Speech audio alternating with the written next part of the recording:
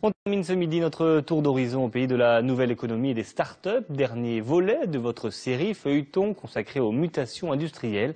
Dans les pépinières d'entreprise, il y a de l'imagination, de la matière grise au mètre carré.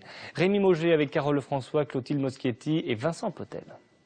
Eux sont passés par une autre structure régionale, Normandie Incubation, et ils sont vraiment partis pour voler de leurs propres ailes avec cette drôle de turbine.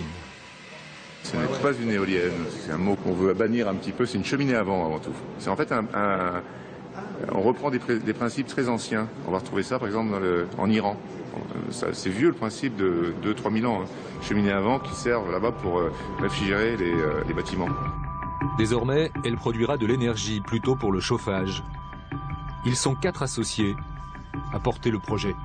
C'est toujours une complexe alchimie entre des moyens financiers, des moyens humains et une ambition. Et il faut arriver à mettre tout ça en tension, suivre son objectif, pas toujours avec tout ce qu'on aimerait avoir à disposition, mais continuer à avancer quand même.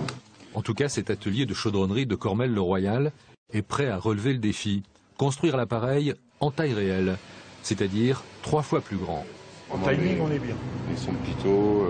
Prêt aussi à lancer la production en série. Quel que soit le travail qu'on nous propose, c'est toujours bon à prendre.